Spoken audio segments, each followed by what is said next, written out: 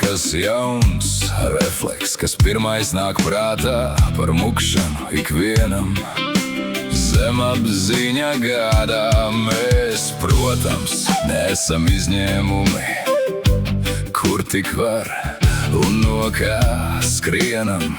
Drosmes, ja nepietiek, tad pakaļā lienam. Skriešana populārs sports, joņo gan vecs, gan jauns, joņo pārsvarā tie, kam par sevi nemetās kauns. Distances dažādas, īsās un garās, joņojot ķermenis reizēm apjūk, kas ar to darās.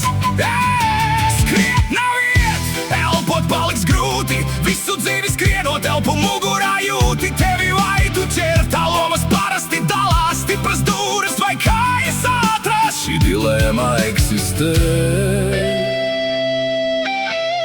visās pasaules malās.